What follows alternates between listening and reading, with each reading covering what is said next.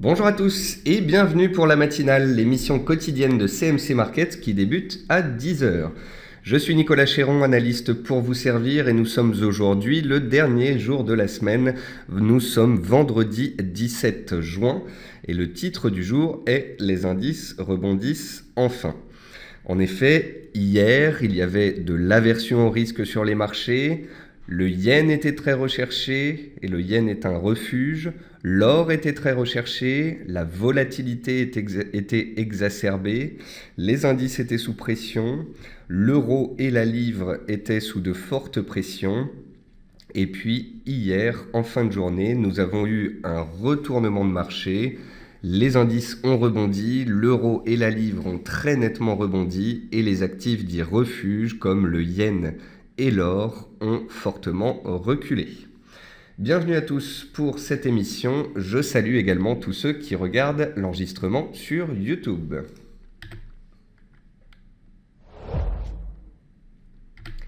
Comme tous les matins, voici un avertissement sur les risques concernant le caractère purement informatif de cette présentation et les CFD. Je vous laisse en prendre note.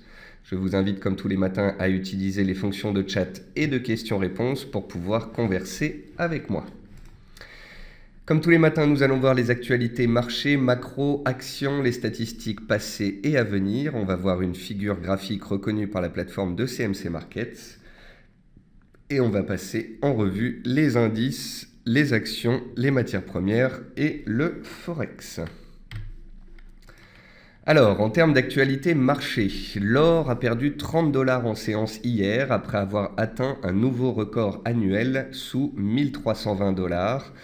Souvenez-vous, hier, je vous expliquais que l'or était en train d'attaquer sa résistance, que l'or inscrivait des nouveaux plus hauts annuels, mais que l'or devrait clôturer et confirmer donc un éventuel signal au-dessus des 1305 $. Cela n'a pas été le cas. Je vous avais montré qu'à chaque fois que l'or a inscrit un nouveau plus haut annuel, eh bien, généralement une consolidation, une correction des cours a suivi.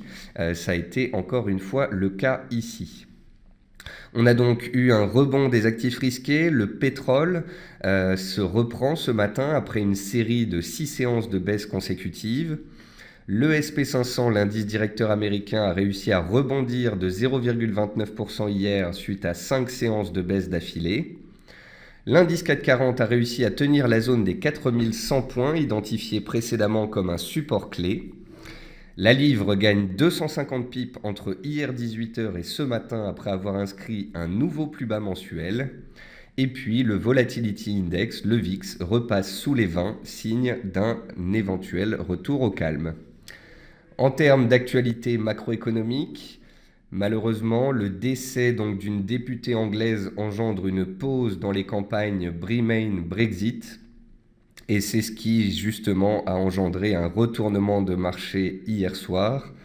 On dit souvent que les marchés boursiers n'ont pas de conscience. Le fait qu'une députée anglaise ait été attaquée et soit décédée, en fait, a engendré donc une pause dans la campagne et augmente potentiellement la probabilité qu'il n'y ait pas de Brexit. Et donc c'est ce qui a engendré ce retour des acheteurs sur l'euro, sur la livre et sur les indices boursiers. L'inflation continue de baisser en zone euro, moins 0,1% en mai. En France, l'INSEE envisage une croissance de 1,6% au-dessus des prévisions du gouvernement.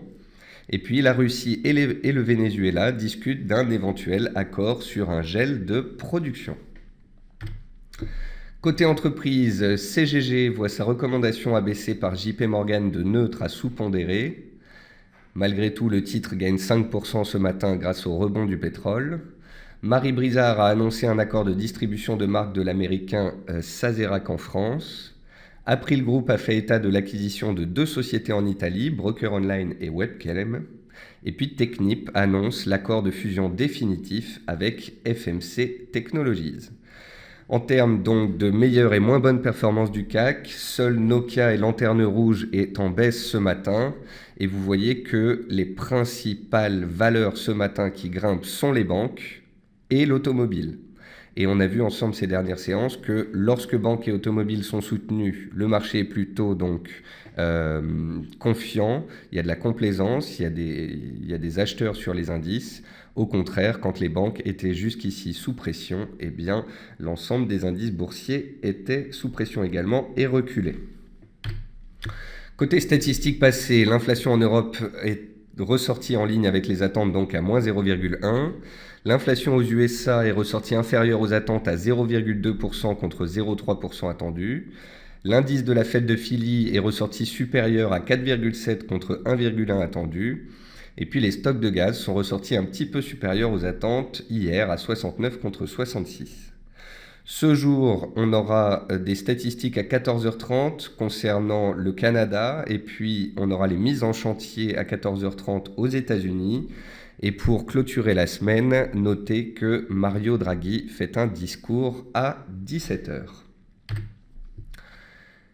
Aujourd'hui, donc, sur l'outil de reconnaissance de figures graphiques de la plateforme CMC Market, j'ai relevé ce triangle chartiste noté 4 étoiles sur 5 sur le palladium en données journalières. Une clôture en dehors de la figure donnerait potentiellement le tempo pour la suite. On voit que le palladium est posé sur une zone de soutien ici vers 525 $. Tant que cette zone-là est soutenue, on peut voir les cours rebondir à l'intérieur du triangle. Si les cours en sortent par le haut, on pourrait avoir une forte appréciation et inversement à la baisse. Donc un beau triangle à suivre. On va passer sur la plateforme de CMC Markets. Et en fait, le constat que l'on peut faire, c'est qu'on a été baissier la semaine dernière et au début de cette semaine. Mercredi, on a tenté de se stabiliser. Hier, jeudi, on s'est fait des frayeurs et puis on a réussi à tenir en fin de séance. Et aujourd'hui, vendredi, il y a toujours un peu d'appétit pour le risque, mais on se trouve sous des résistances de taille. Nous sommes aujourd'hui vendredi, c'est le dernier jour de la semaine. La semaine prochaine, il y aura le référendum anglais, jeudi prochain. Donc, en l'absence de catalyseur, et s'il n'y a pas fortement de l'appétit pour le risque, on risque de potentiellement stabiliser. Si au contraire, on voit par exemple une accélération de la livre au-dessus des 1,43, ce qui signifierait que les opérateurs sont un peu plus confiants sur le référendum anglais de la semaine prochaine, alors on pourrait avoir peut-être un décalage à la hausse sur les indices. En tous les cas, pour l'instant, on stabilise. On est passé de baissier à neutre. On a un support à 4100 points, une résistance à 4220. Et si on clôture entre ces bornes pour finir la semaine, eh bien voilà, on sera neutre et on verra la semaine prochaine quels seront les catalyseurs. La semaine prochaine, en début de semaine prochaine, on verra quels sont les chiffres économiques, mais il y a de grandes chances que l'on stabilise en attendant bien évidemment le référendum de fin de semaine. Si les Anglais votent pour un Brexit, on risque d'avoir de l'aversion au risque et de casser les supports sur les indices boursiers et de se faire des frayeurs. Si au contraire il n'y a pas de Brexit, eh bien il se pourrait que les acheteurs reprennent la main, que l'on casse des résistances et que les indices tentent un rebond potentiellement d'ampleur.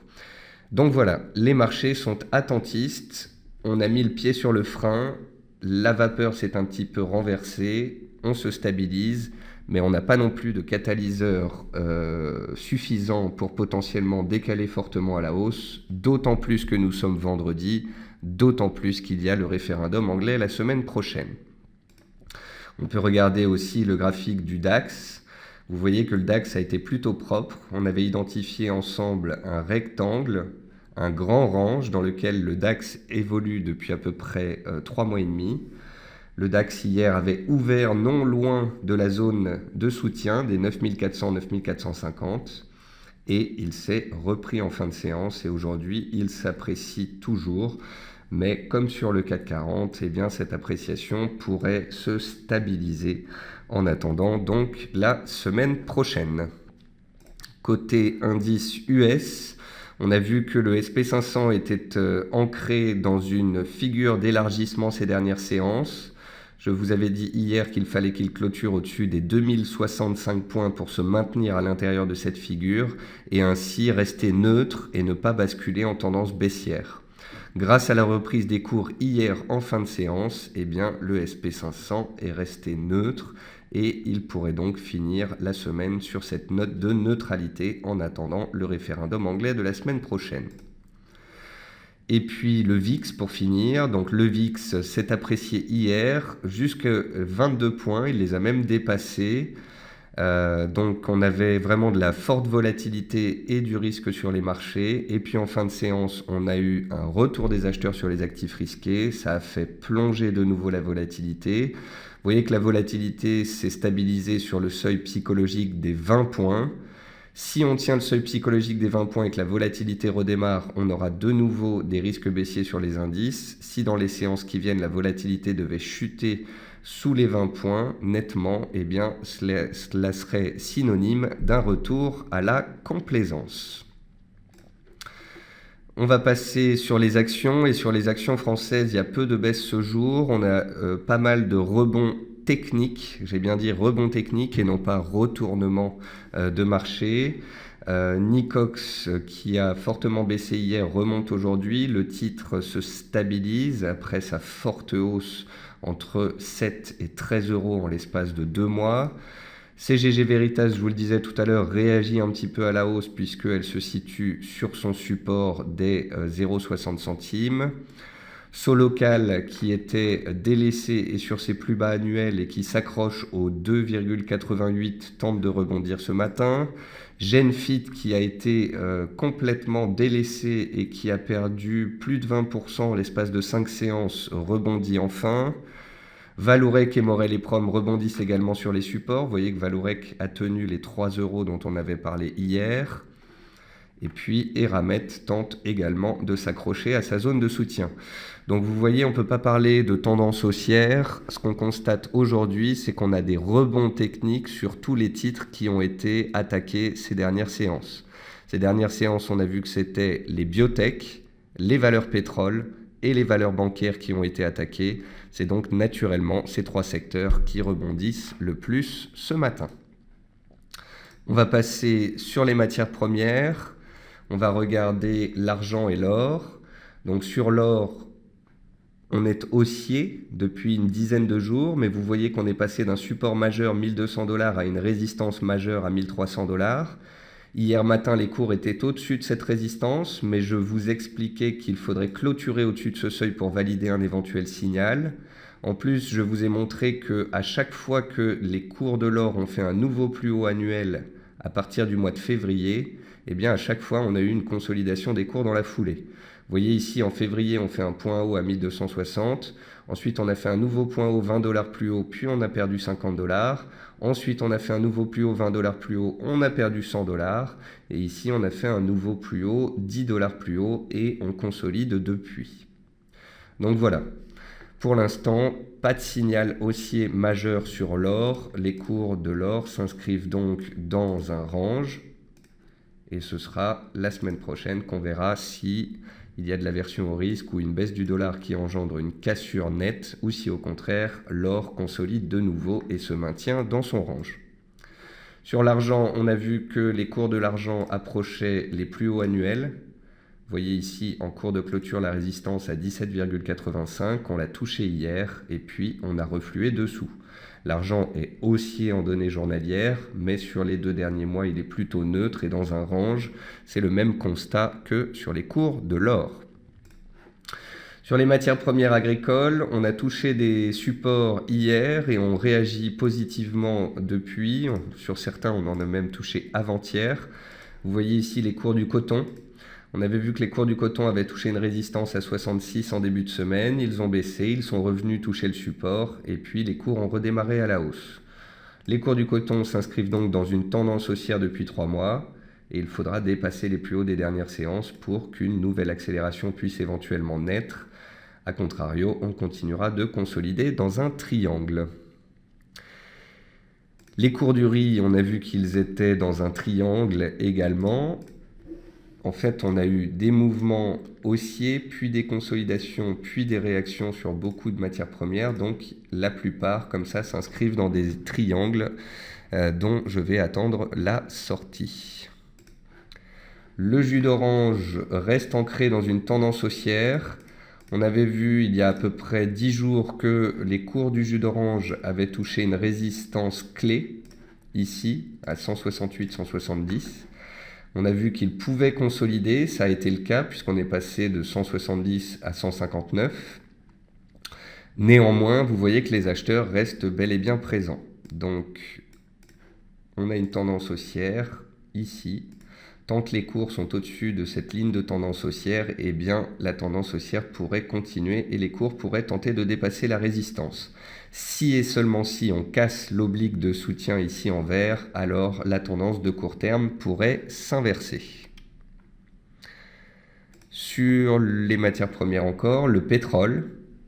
Donc le pétrole, on avait vu qu'il avait fait un point haut à 51,50 et qu'il était en train de revenir vers la zone des 47, 47,50. Cette zone a cassé hier, on a accéléré jusqu'à 45,80. Et puis vous voyez qu'on a trouvé appui sur les anciens plus hauts du 29 avril et la moyenne mobile à 50 jours. Tant que les cours du pétrole seront au-dessus du plus haut ici de fin avril et de la moyenne mobile à 50 jours, on pourra considérer que la tendance haussière de moyen terme est toujours en place et que la hausse pourrait reprendre. Si et seulement si on accélère de nouveau et on casse les 45,70, alors on aura la mise en place d'une tendance baissière de court terme et donc un retournement de moyen terme éventuel avec une consolidation à la clé. Le gaz naturel, on a eu des stocks publiés hier. Les stocks étaient un petit peu supérieurs aux attentes, ça a engendré donc un petit reflux des cours. Vous voyez que le gaz naturel est dans une tendance haussière puissante depuis 3 mois. Il travaille ses plus hauts ici du 15 octobre 2015. Si et seulement si on arrive à dépasser cette zone en force, on pourrait voir une nouvelle accélération naître. A contrario, une respiration des cours n'aurait rien d'illégitime après un beau rallye. Les cours du blé rebondissent un petit peu après avoir chuté pendant 6 séances consécutives. À noter qu'on a une petite oblique haussière qui passe par les plus bas et qui fait soutien sur les cours actuels. Le maïs n'a pas passé sa zone de résistance identifiée en début de semaine, mais tout comme le jus d'orange ou tout comme le coton, il est dans une belle tendance haussière. Et donc, tant qu'il est dans cette tendance haussière, il pourrait aller chercher ses plus hauts, voire les dépasser. Donc sur la plupart des matières premières agricoles, vous voyez bien qu'on a touché des résistances, mais qu'on est dans des tendances haussières. Donc si on casse les plus hauts, des accélérations peuvent naître. Si on casse les supports, des consolidations peuvent naître. Là, on est vraiment à la croisée des chemins. Voilà donc pour les matières premières. Le pétrole sur support, l'or a touché une résistance, les matières premières agricoles restent soutenues. Et puis on va finir avec le Forex. Et on va regarder le dollar index. Alors le dollar index, hier, a fait un mouvement que je n'ai absolument pas compris. Autant être transparent avec vous. J'avais noté une résistance du dollar index à 95,10 mardi et mercredi. Mercredi soir, on a eu le compte-rendu du FOMC. C'est un compte-rendu où la Fed a dit qu'elle ne monterait pas ses taux et où elle a dit qu'elle abaissait ses prévisions de hausse de taux pour l'année. Donc, naturellement, le dollar est parti à la baisse. Par contre, un mouvement que je n'ai pas compris, c'est la très forte hausse du dollar hier en séance pour mieux retomber par la suite. Ça, ce mouvement de hausse forte puis de retombée, je ne sais pas à quoi il est dû. J'ai l'impression qu'en fait, hier, l'aversion au risque était en train vraiment de se matérialiser. Il y avait une grosse tension sur les marchés, les indices étaient en pression, la volatilité était forte. Donc j'ai l'impression qu'en séance, à un moment donné, c'est comme si le dollar était devenu refuge. Parce qu'il faut savoir que quand les marchés sont en forte chute, eh bien, à un moment donné, le dollar devient effectivement un refuge. Donc, je me demande si hier, quand il y a eu un fort pic de risque et de volatilité sur les indices, le dollar n'est pas monté à cause de cela. Et puis en fin de séance, quand ça s'est calmé, eh bien, le dollar est retombé tout aussi sec. En tous les cas, vous voyez ce mouvement-là ultra volatile, eh bien, n'était pas évident à comprendre ni à anticiper. Donc voilà, j'espère que les marchés là vont retrouver un peu plus de corrélation et les écarts qu'on a l'habitude de voir. Voilà. Là, vraiment, ce mouvement sur le dollar m'a vraiment surpris. Alors, j'ai envie de vous montrer une configuration, une réaction que j'ai trouvée absolument superbe hier. C'est l'euro-dollar. Car l'euro-dollar, vous savez qu'à moyen terme, il est dans un canal haussier. On avait identifié d'ailleurs la borne haute ici et la rechute des cours. Et regardez avec quelle précision l'euro-dollar est venu faire un point bas pile poil sur la borne basse de son canal haussier de moyen terme. Donc hier, il y avait de la pression sur les indices, il y avait de la pression en Europe, il y avait de la peur au sujet toujours du Brexit. Le Brexit, ça faisait pression sur la livre, pression sur l'euro. En séance, on s'est fait des frayeurs, on est venu chercher des supports clés et puis on a eu une vive réaction des cours par la suite. Étant donné les réactions de l'euro et de la livre aux différents sondages par rapport au référendum anglais, j'ai l'impression que s'il n'y a pas de Brexit, on pourrait avoir une hausse de l'euro et de la livre, auquel cas si l'euro casse les 1,13, il pourrait connaître une accélération vers 1,14 et ainsi de suite s'il casse les 1,14 en direction de ses plus hauts précédents vers 1,16. Par contre, s'il y a Brexit et qu'on casse ce canal haussier de moyen terme, eh bien on pourra dire que la tendance de moyen terme est cassée et alors des stratégies baissières pourraient être évoquées en direction du support suivant de moyen terme qui se trouve à 1,08. En tous les cas, vous voyez que ce canal-là, moi je l'utilise sur l'euro depuis plusieurs mois et hier, il donnait un point d'entrée absolument magnifique. On va regarder également la livre. Donc la livre, hier, dans l'émission, je vous expliquais que les 1,41 étaient un seuil majeur. Seuil testé en janvier, 2 fois en février, début avril, mi-avril. Eh bien, tout comme en mars et en avril, on est venu tester ce seuil. On a fait une petite mèche dessous, comme la livre aime à faire des mèches. Et puis on est reparti ensuite à la hausse. Donc vous voyez, pour l'instant, la livre est neutre à moyen terme. La zone de soutien des 1,40, 1,41 continue de soutenir les cours et les acheteurs à court terme ont repris la main. La livre, néanmoins, pourrait rapidement faire face à une zone de résistance clé ici dans la zone des 1,13, 1,1330. Si et seulement si on venait à casser cette zone de prix, on pourrait accélérer. A contrario, on pourrait se stabiliser en attendant le référendum de jeudi prochain. En tous les cas, vous voyez que, encore une fois, je vous le redis, l'importance de la clôture. Si vous aviez regardé hier les indices US à 18h et la livre à 18h, avant le rebond qui a suivi, vous auriez pu penser que la livre donnait un signal baissier et les indices boursiers américains étaient en train de chanceler. Mais si vous attendiez 22-23 heures la clôture, eh bien vous constatiez que les acheteurs étaient présents sur les supports, que le SP500 restait neutre et que la livre avait réussi à réagir sur un soutien de moyen terme. Donc voilà, l'état des lieux, c'est que tous les actifs risqués que sont les indices, le pétrole, les paires en dollars, tous ces actifs-là se faisaient des frayeurs hier en séance, ont réagi en fin de séance et rebondissent ce matin.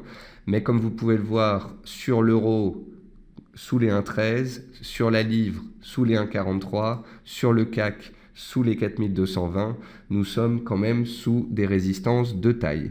On est aujourd'hui vendredi, c'est la fin de la semaine, il y a très peu de catalyseurs ce jour. Il se pourrait donc que l'on consolide, que l'on se stabilise sous les bornes de résistance que je vous ai montrées sur l'ensemble de ces actifs et que les opérateurs attendent la semaine prochaine les prochains catalyseurs économiques et puis bien évidemment ce fameux référendum anglais.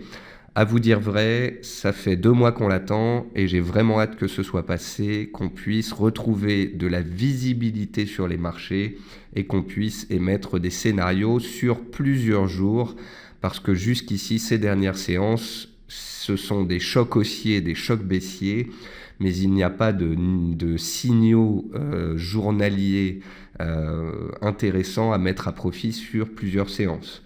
Vous voyez, aujourd'hui, cette semaine, la livre a baissé lundi pour se reprendre, mardi elle a chuté, mercredi elle s'est reprise, jeudi elle baisse en séance, elle se reprend très nettement en fin de séance, vendredi on monte, mais au final on reste dans un range de 200 points sur la semaine.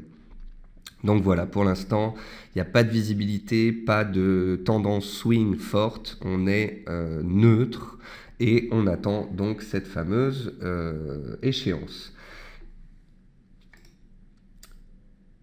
Alors, Anthony, avec qui j'ai fait le webinaire hier soir et que je remercie, Anthony me dit mouvement sur le dollar américain, peut-être des doutes sur le Brexit et puis aujourd'hui la journée des 3 sorcières.